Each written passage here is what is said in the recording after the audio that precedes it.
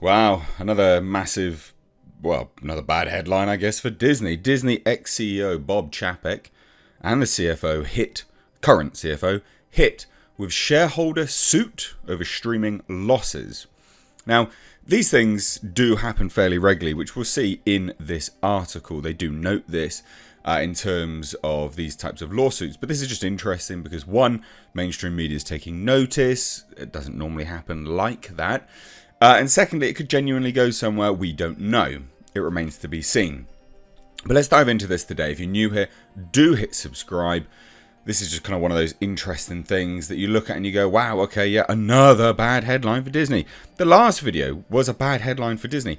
This is another bad headline for Disney. It's all actually centered around Disney Plus because it's all about streaming, which was never Bob Chapek's baby anyway. It was Bob Iger's baby. But hey, Bob Chapek does seem to be the fall guy in general for Disney. But yeah, we'll dive into this today. Like I said, hit subscribe if you're new here, and leave your thoughts down below because loads of people think, Bob Iger is the be-all and end-all, the saviour of Disney. I think if anyone was going to resurrect Disney, it would have been Bob Chapek. But, the guy's spineless and unfortunately caved to pressures, which is really, really unfortunate. Really, really unfortunate.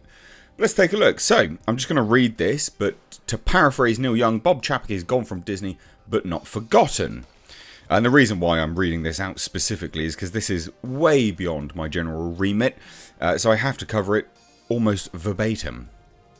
The shareholder is suing the former CEO, along with the former executive, Kareem Daniel, and the current CFO.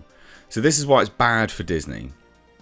All right, because it's the current CFO as well, Christine McCarthy. Oh yeah, and the company itself.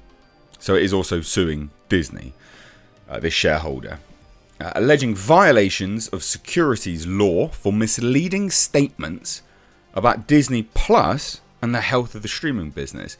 No, I'm pretty certain. I remember back when a lot of these shareholder calls were going through that, I remember saying something to this effect, that they do seem to be manipulating things. The coverage doesn't seem to be completely clear cut. It does seem to be a little bit misleading. I mean, many of us that have commented on this have said this before.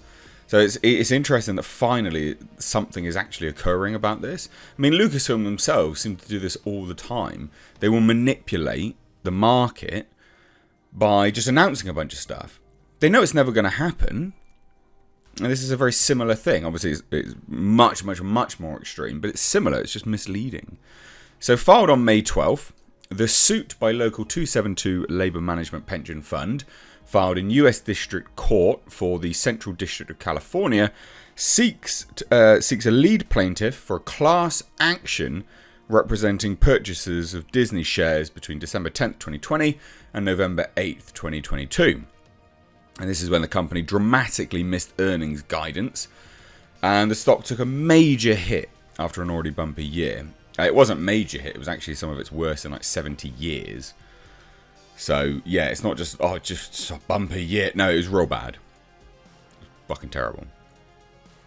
So, seeking a jury trial, the dense complaint, we're not going to read it all, alleges defendants throughout the through the class period made false and or misleading statements and or failed to disclose that Disney Plus was suffering decelerating subscriber growth, losses, and cost overruns. The true costs incurred in connection with Disney Plus have been concealed by Disney executives by debuting certain content intended for Disney Plus, initially on Disney's legacy distribution channels, and then making the shows available on Disney Plus thereafter, to improperly shift costs out of the Disney Plus segment. So basically, what they're saying here is that Disney had a whole bunch of stuff that was supposed to appear on, legacy distribution things. So they would debut certain content that was supposed to be Disney Plus, chuck it over on Disney's normal channels, then put it on Disney Plus, which would hide the costs that Disney Plus had suffered on those products. Those shows were supposed to be for Disney Plus. They were manufactured for Disney Plus. It's a cost on a P&L. It would be a Disney Plus cost, but they were hiding it. That's essentially what they did. Now, Disney had made platform distribution decisions based not on consumer preference, consumer behavior, or the desire to maximize the size of the audience for the content as represented, but based on the desire to hide the full costs of building Disney Plus's content library. And Disney was not on track to achieve even the reduced 2024 Disney Plus paid global subscriber and profitability targets, and such targets were not achievable, and such estimates lacked a reasonable basis in fact. Basically, you made a whole bunch of content for Disney Plus, you debuted it elsewhere, the cost would have been a Disney Plus cost, but you hid it, absorbed the cost elsewhere even though it was a Disney Plus cost. You lied to everyone by saying, yeah, you're going to hit this stuff. You never disclosed the full amount of costs incurred by Disney for bulking out Disney's content library on Disney Plus, and you were never, ever, ever, ever going to hit the profitability targets. Crazy. And again, I remember saying at the time, this is what it appears to be. The 39-page filing cites a November 8th earnings miss by Disney in its quarterly financial results, including a monumental operating loss of $1.47 billion for streaming. It's not a small amount. Disney also reported a decline in its average revenue per Disney Plus subscriber. Boom, the shares dropped, hence this action. Yeah. And then we have a Walt Disney spokesperson saying, "We are aware of the complaint and intend to defend vigorously against it in court," a Walt Disney spokesperson told Deadline yesterday. The action from Local 272 seeks a judicial determination to become a class action, plus a slew of unspecified damages. I mean, they might actually be fucked here. Again, excuse the language, but it's coarse and it's apt. So attempted class action suits are filed frequently. Like I said, this is not abnormal. When share prices fall sharply, and often they don't advance. A specialized law firm brings a case on behalf of one or more stockholders.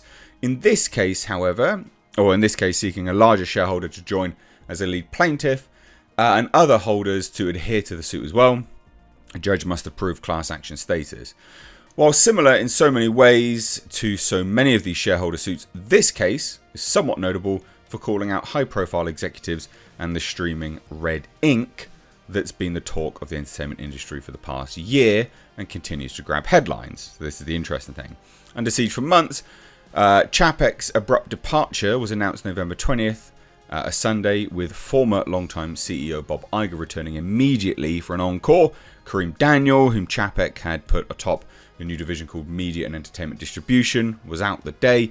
CFO McCarthy, said to have agitated for Chapek's removal, spans both regimes and is seen in some circles as possible CEO material herself. Probably not anymore. Disney Plus's streaming situation is not unique, having put a lot of their chips on going digital online. The rest of the industry has struggled with a costly pivot to streaming as linear television viewing continues to decline. Hollywood's real rulers on Wall Street at first rewarded subscriber growth, but has since shifted its focus to streaming profitability, as have companies which are cutting back on content spending. And then Disney reported last week the streaming losses declined in the March quarter, but not by much, like 26% or something like that. But they also lost subscribers. Anyway, 4 million in fact. So this is pretty harsh. Pretty crazy stuff. Again, this is a long time coming. Like a really long time coming. Many of us that have commented on these things have always gone, hey, that was a little bit suspect. What are you doing? And then boom, finally, we actually have some action against it all. Which, look, like I said, long time coming. I'm happy to see it, in fact, I think, to be perfectly honest. I think, the mighty must fall at a certain point. And Disney was certainly mighty, and their hubris has got the better of them. Leave your thoughts down below. Cheers, guys. Take care.